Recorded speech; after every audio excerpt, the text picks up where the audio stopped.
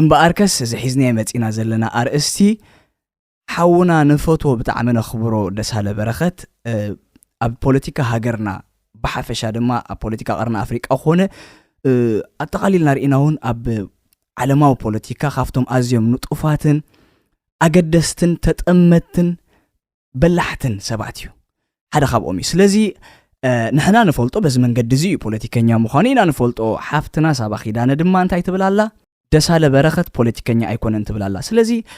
ጀለሳዊ መራደደ ብኸመይ መንገዲ ኢኻ ትሪኦ ነዚ ጉዳይ እዚ ስለዚ ንሳባ ኺዳነ ኸዋጥራ ይኽእል እዩ ዝበልካይ ሕቶታት ኣዳሊኻ ኣለኻ ብኸመይ መንገዲ ኢኻ ክትምልስ እንታይ ኢኻ ክትምልስ ከዓ ክንሰምዓ ስለ ዝኾና ጀለሳዊ መድረኽ ናባኻ ምስቶም ኣዋጠርቲ ሕቶታትካ ክገድፈልኩም ንለይ ፍረሰላም ሙሴ ሳባ ኺዳነ ደሳለ በረኸት ፖለቲከኛ ኣይኮነን ኢልክና بخمي مخياتي تقلتنا لا تقلي وبتخكل نعوخ قلت إني دعوة بزمتي زالخو قدمي يجن ني بوليتيكا زبل أمر أما خل كوف أبيلنا ويكا كم حدا أبتقولا خوف أبيلنا بس نريو انتاي زأمسلو جنفراتن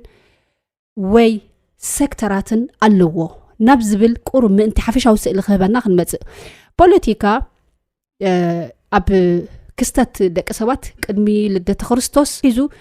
زفلقه ويكا اتي نودسب كمحدر قرصي زحازه تكبر بوليتيكا تباهيلو خمز تقص اب ويكيبيديا ريو ازيوم ابتي عودي زغولحون نحبرتسب كا امونغو منغستن حزبن زلو متعررايات انت خيز زابع زخصتو ويكا زمعبل فلقتو ازي بوليتيكا بحال بوليتيكا كنري خلنا بحفشا ناي تحلقنت بحري زلوه تحلقه خابي كابتي زمحدر منغستن كابتي نابتي زمحدر حزبن اذا خا بوليتيكانياتات حسبتي قلستي اتغبرتي ابز بحال عودتاتي كفافل ابتم حسبتي ويكا تينكرس فيلوزوفرس يحالفو ازي اكاب نايتي نحبرته سبون نعلم زحسبو حساباتي كاب اتوم كتقسو خمز كالو ابستفلالي عودي بزحات فيلوزوفيتات الو بوليتيكانياتات فلسفاتات حدا خاب اتوم سلازي ني دساله برخت ابز قمارزي ياتي يخريو خلخو دساله برخت بوليتيكانيا زي كونسي حساباي ابز حج دلو درجه تينكر يزلو بدحر حجي زقبرو نطفتات نابنت إذا زحلفة أبز زحلفة 3 عامت ناي تا أب إرترا ترى أنت الدسالة 10 عامت وي 15 عامت أبوليتيكا نتيفو إلنا حسيبنا زغطل عامتات بزهبو فرخة من البات نفلسفة خساقاقر يخلخون نحجي political thinker أمونغو political thinker politiكانياتات ويكا أمونغو حسابا ناي politica حسبتن كم بعد رسالة زي أمسولو أمونغو تي politiكانيان دا أنت يزلو في اللي زبل حتو من البات أنت أخم حتو أدالي خيو ألخا أب زرزر كاباها خطبي أنت دا قتل يلكانها قتلها له حرين بقى politiكانياتات فلسفاتن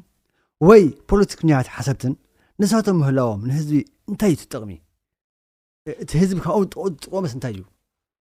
بحفشا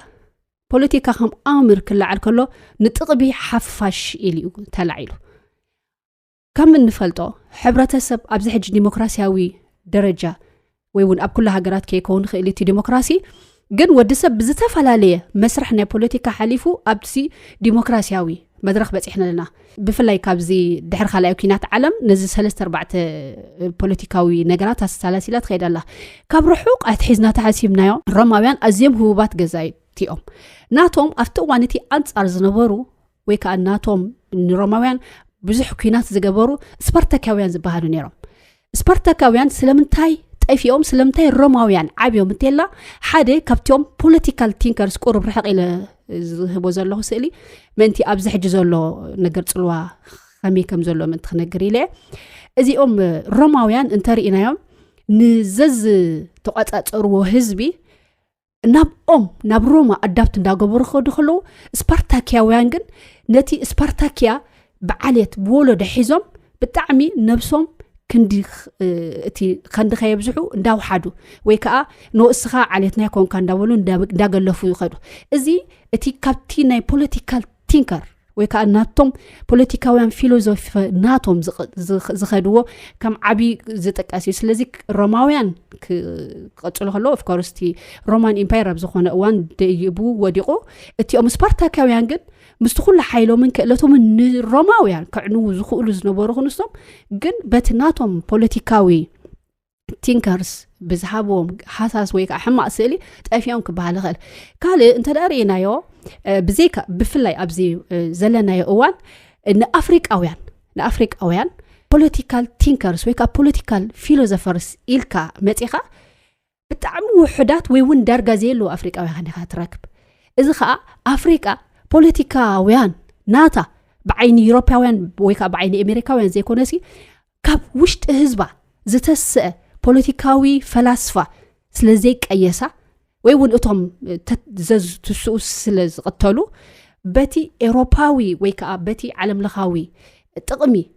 ኢሎም ስለ እቶም ገዛእቲ ዝዓብጥዎም እምበር ኣገዳሲ እዩ እንተዳ ኣፍሪቃ ብፖለቲካውያን ፊሎዞፈራት ወይ ከዓ ብፖለቲካ ሓሰብቲ ናታ ኸይዳ ነይራቶ ዝኸውን እዚ ኩሉ ንሪኦ ዘለና ሕንፍሽፍሽን ዕንወትን ኣይምኾነን ኣብኣ እንተደኣ ውስኻ ቢልና ርኢናኻ እዚ ኩሉ ብፍላይ እተን ድሕሪ ካልኣይ ኩናት ዓለም ካብተን ተሰዓርቲ ወገናት እቲ ዝሰዓረ ኣካል ኣብ ናይ እንግሊዝ ብኮመንዌልዝ ብገለ ገይሩ ድሓን ተጣራኒፍ እዩ ዝተረጋግአ ህይወት እውን ኣለዎ ክበሃል እኽእል ተዛማዲ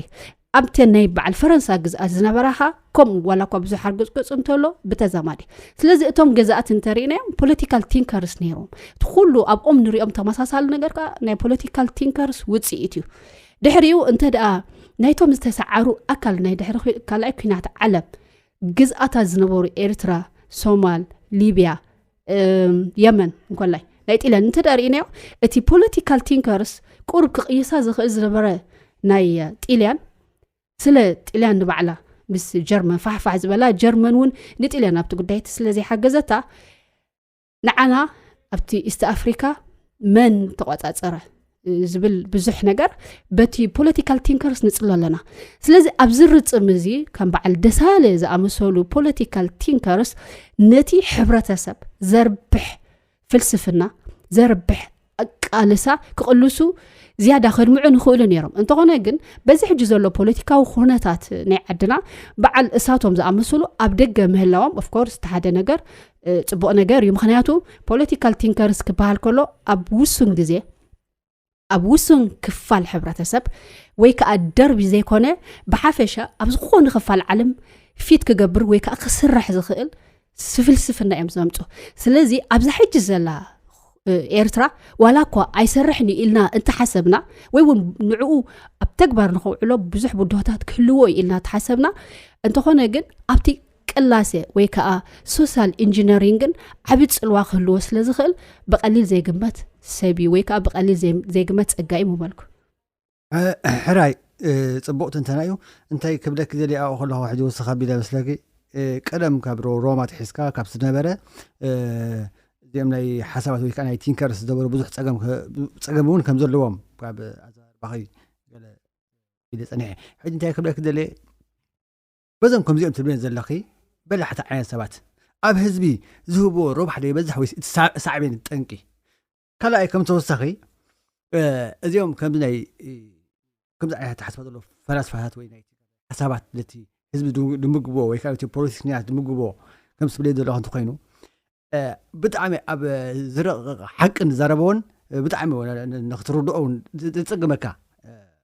እዮም ደመሓልፉ ትበልእኽቲ እዚ ሕጂ ዘሎ ኣብ ዘላትና ፖለቲካ እቲ ሰብ ከንኽርድኦም ቀልጢፉ ክርድኦም ይኽእሎ ተቐባልነትካ ኣብኦም ከመይ እዩ ቴንክዩ እዚኣ ብኸመይ ዓይኒ ምረኣኽዋ መስለካ ብኸመይ ዓይኒ ምረኣኽዋ መስለኩም ፍረሰላም ሙሴ ሓወይን ጀለሳዊ መራደደን ብሓፈሻ ከዓ ክቡራት ሰማዕትን ኣብዚ እዋን እዚ እቲ ክፍቲ ቦታ እቲ ኩሉ ሰብ ክዋሳኣሉ ዝኽእል ስራሕ ወይ ከዓ ኩሉ ሰብ ክነጥፈሉ ይኽእል ኢሉ ዝኣምነሉ ነገር ፖለቲካ እዩ ኩል ዓይነት ሰብ ኣብ ፖለቲካ ምክንያቱ እቲ ኣብ ውሽጢ ሃገር ነርና ተንኸውን መን እዩ ኣብቲ ፖለቲካ ክዋሳእ ዘለዎን መን እዩ ኣብቲ ፖለቲካ ክዋሳእ ዘይብሉን ወን መን እዩ ንፖለቲካዊ መሳልል ክጥቀመሉ ዘለዎን ዘይብሉን ወይ ብሓፈሻ ከምቲ ዝበልናዮ ፖለቲካ ረብሓ ናይ ኩሉ ምምሕዳርን ኣመሓደርትን ዝቕልስ ኣካል እዩ እንተኾነ ኣብዚ ፋሕፋሕ ኢሉ ዘሎ ህዝቢ ኣብ ኩሉ ዓለም ተበቲኑ ዘሎ ህዝቢ ፖለቲከኛታት ናይ ፖለቲከኛታት ፀሃያይ ናይ ፖለቲከኛታት ረባሕቲ ናይ ፖለቲከኛታት ግዳያት ናይ ፖለቲከኛታት ምሁራት ብሓፈሻ ሕውስውስ ዝበለ ስእሊ እዩ ደሎ ከምቲ ዝበልካዮ ከዓ ንኣብነት ነቶም ፖለቲከኛታት ቲንከርስ ዝበሃሉ ናቶም ትምህርቲ ጊዜ ሓሳባት ተመክሮ ተወፍዮ ሓደ ተራ ሓላፊ መንገዲ ምስኦም ጥራይ ኣብ ሓደ ጣውላ ኮፍ ስለ ዝበለ ወይ እውን ምስኦም ጥራይ ኣብ ሓደ ፊት ንፊት ስለ ዝተራኸበ ተረዲእዎ ማለት ኣይኮነን ኩሉ ሰብ ንፕላቶ ወይ ፍላስፋ ኣሪስቶትል ምስኡ ዝነበሩ ሰባት ነይሮም እዮም እሳቶም ግን ክርድእዎ ወይ ስቱፒድ ወይ ዘይርድኡ ወይ ገለ ኣይኮነን እሳቶም ዝመፅሉ ዕላማ ካሊእ እዩ ኣብ ሂወት እቲ ቲንከርስ ወይ ከዓ ፊሎዞፈር ዝመፀሉ ዕላማ መፈጠሩ ካሊእ እዩ ብሂወት ነዚ እንተ ደኣ ኣነ ንደሳለ በረኸት ባሕሪ ኢለን ተሓሲበዮ ካብቲ ባሕሪ ኣነ ሓንቲ ሻንኬሎ ወይ ሓንቲ ፊስቶ ክግልል እንተ ደኣ ጥራይ ኮይኑ ዓቕመይ እዚኣ ምዃነ ዓቕመይ ክፈልጥ ኣለኒ እዚ ማለት ብኻልእ ኸየስምዕ ኣብቲ ሕብረተሰብ እቲ ሕብረተሰብ ንዝኾነ ነገር ብሓንሳ ኣይርድኦን እዩ ሓደ እዋንሲ ኣልበርት ኣንስታይንን ኩስቶን ተራኺቦም እዚ ቻርልስ ቻፕሊንን ተራኺቦም እቲ ሰብ ሆ ኢሉ የጠቃዕሎም ነይሩ ንኽልቲኦም ሽዑ ቻርልስ ቻፕሊን ሓቲትዎ ንኽልቲና ስለምንታይ የጣቁዕልና ኣሎ ወላ ሓንቲ እኳ ይገበርና ንሪኦም ጥራዮም ኢልዎ እቲኦም ነቲ ኳልኩሌሽናተይ ስለ ዘይርድእዎ ነቲ ዘይርድኣና ነገር ዝገበረ ሰብሲ ንሄለ ኢሎም የጣቁዕለዉ እቶም ሓደ ከዓ ምህላውካ ጥራይሲ ሰሓቅ ሰሓቅ ወይ ከዓ ስለ ዝርድኡኻ የጣቁዕለዉ ኢልዎ ሕጂ እንታይ የኽብል ደልየሲ ጌጋታት ኣይገብሩን ዶ ይገብሩን ፈረቓን ሰብ እንዲዮም ኣብ መስራሕ እንዲዮም ደለዉ እቲ ጌጋታቶም ግን ብንዓኣቶም ክግምግሙ ዝኽእሉ ሰባት ብድሕሪኦም ዝመፁ ምሁራን ወትሩ እንዳተገምገመ እዩ ዝኸይድ ሓደ ኣብነት ክበካ ኣብ ሰውራ ፈረንሳ ዘለዓዓለ ጎስፔርድ በሃል ሰብ ኣሎ ብጣዕሚ ኮንትሮቨርሻል እዩ ማለት ብጣዕሚ ፎቶ ሰብ ኣሎ ዝፀልኦ ሰብ ኣሎ ኣብ ሓንቲ ላይብረሪ ናቱ ንዕኡ ዝድግፍ መፅሓፍን ንዕኡ ዝነቅፍ መፅሓፍን ትረክብ ከምኡ እዚ ናፖሊዮን ንዕኡ ዝደግፍን ንዕኡ ዝነቅፍን ሰብ ትረክብ እዚ እንታይ እዩ ፖለቲካል ቲንከርስ ፖለቲካል ፊሎዞፈርስ ከምኡውን ፖለቲከኛታት መራሕቲ ምስ መፁ ሂወቶም ኣብ ምውላዶምን ሞትን ጠጠው ዘብል ኣይኮነን ድሕሪኦም እውን ብዙሕ እዩ ዝበሃል ስለዚ ከለዉ ብዙሕ ንኽበሃልካ ባህርያዊ ነገር እዩ ሰብ ብምሉእ ዘይተረድኦ እንታይ ዳ እዩ እቲ ሰብ ዘይተረድኣንስ ይገለሎ ወይ እውን ንኽርድኣንስ ህዲ ኢለ ክሓስብ ኣለኒ ወይ ገለ ዝኾነ ካልእ መካኒዝም ክኽፈት ኣለዎ ሰብ ንኣብነት ኣብ ትምህርቲ ምስከድና ማቴማቲክስ ኣይርድኣና ንገሌና ማቴማቲክስ ስለ ዘይተረድኣና ቋንቋ ኣይርድኣና ማለት ኣይኮነን ስእሊ ስለ ዘይተረድኣና ሙዚቃ ኣይርድኣናን ማለት ኣይኮነን ኣሃ እዚ ኢልና ነቲ ንዓና ዘይርዳእ ዝገበረ ሰብ ብኣድናቆት እንተሓለፍናዮ ሓደ ፅቡቅ ባህሪ እዩ ዝብል ሓሳባት ኣለኒ እምበረሳቶም ከም ስርዓት እቲ ናቶም መበገሲ ሓልዮት ከም ዝበልናይ ዓንተ ፖለቲካ ማለት እቶም ፖለቲከኛታት ንዕኡ ናብ ካልእ ክሽርፍዎ ክእል እዮም እንተ ደኣ እቲ መበገሲ ናይ ፖለቲካ ግን ኣብ መንጎ ምሕደራን ኣመሓደርትን ዘሎ ጋግ ዓመፅ ከይህሉ እቲ ኣመሓዳሪ ወይ ከዓ እቲ መንግስቲ እንታይ ዝበለ ተኽእሎ ወይ ከዓ መሰል እዩ ዘለዎ እቲ ህዝቢ እንታይ ዝበለ ግቡእ እዩ ዘለዎ ዘፍልጥ ዝቕልስ እዩ ስለዚ ናባኻ ክምለስ እዚ ዓይነት ፀጋ ኣይድልዮን ትብል ሕብረተሰብ ድልዮን ፈረቓ ነበር ስለዚ በዓል ደሳለ ዝኣመሰሉ ምህላዎም ከም ሓደ ፖዚቲቭ ክረአ ዶ ንፖለቲካ ኤርትራ ሞ ካብ ደሳለ ውፅኢኻ ረእዮ ብዙሕ ሓጓፍ ምረኣኻ ኣሎ ረዘደውን ኣይኮን كينو مقرت أبترجمن أب ربحان نقطة ولاون حدث حميم كان لغازم لك دمك جحجح النبلة خلو دحان عرا حويو ويكا عرا وجنيو جحجح زبلن دلو إلكا مغاد النو زي أسكم زي يركا حكما كبلكا زخيل أكل ولا اندحممك حكمك زخيل أكل أبقون خامهلاو ويون كابا مولادو كتحبان لون كتكوار علون دو أيقبان رغبت أخوة هراي مبار مونغو أتيكم وغنيك أحجين ممغوغاس ولذي خالني مرحبا ملسي اللخي بتزمت الكحتو بتزلك رديت بتزلو بتزلو خرأيك زخل تاتن دامز أخذ صبوت ملسي اللخ سلازي أنا بوغني نشتي قبل بيزلان إشي كزارو وزدل برأسي زولو نقر تزاريبه أنا بعليون حتو علاتنيا مرحبا هراي أجي دسالة كم حدا بوليتيكينيا غيرنا خنريو انت دلينا كنريو نخلينا أبجبت مصيخا بوليتيكينيا أيكونن دسالة برخت نزي زلو ولدو مريحو زخير زلو كافتم حجي بناي قدم ندنقتم ناي قدم بوزح بايتاتات انصيفهم لنا ازوم مسانا زلو حجي ابز تنصف بايتا خاني اشوخ كيهلو اشوخ كي ببرخاز اشوخ እቶም ፖለቲከኛታት ዲዮም እቶም መራሕቲ ዲዮም እቶም ናይ ስልጣን ጽሙኣት ሰባት ዘምጽዎ ኣሻኽ ከይሳቐመታን ነቲ ሰብ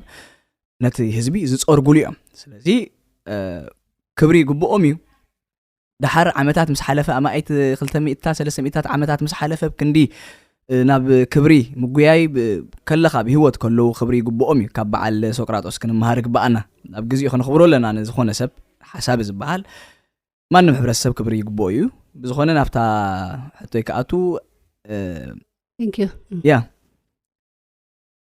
أبزخونه جزء دسالة أنا خيري أخلوه كم سب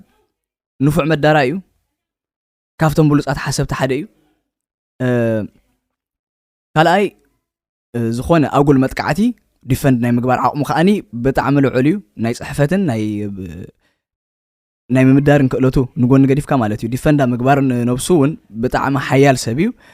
ان فاكت اب نبسو تراي زي كنا ابتزامنلو نغير نحق مالتي ስለዚህ ابتزامنلو نغير ابزامنلو نغير نحقي يحقلايو سبات اب كندي سقيلكا بغعزي زخونه ነገር ዘይኮነስ بحساب መጽዮም ከፋጥጥዎን ኩጥርዎን ኩሉ خاني اب صحفاتو ይኹን اب ዘረብኡ ፍስሃ ይራአዮ ደስታ ይራአ ኣብ ጽሑፉሲ ሰባት ክምግትዎ ከሎ አንጻሩ ዝኾነ ሓሳብ ሰማይን ምድርን ፍልሊ ዘለዎ ሓሳብ ኣምጽኦም ኖ ክብልዎ ከሎሲ ተፈሲሁ ይምልስ በጣም ብፍስሃ ስለዚ ካበይ ዝማዕበለ ምክንያቱ ከድሕረ ባይታን ድሕር ኢናዮ ሕጂ ቶፒክና ብዛዕባ ደሳለ እዩ ዘሎ ሓቀይ ብትክክል ያ ተዛረብና ብዛዕባኡ ፐርሰናሊ ሽግር የብሉን ሓቀይ ካበይ ዝመጽ እዩ ካብ ሰዳኸ ይኮን እምበር ኖ ካበይ ዝመጽ ተሞክሮ ኢልክ ተሓስቢ ምክንያቱ ምስቲ ናይ ድሕረ ባይትኡ ዝነበሮ ቦታ ዝዓበየሉ ኣመጻጽኡ ርኢኻ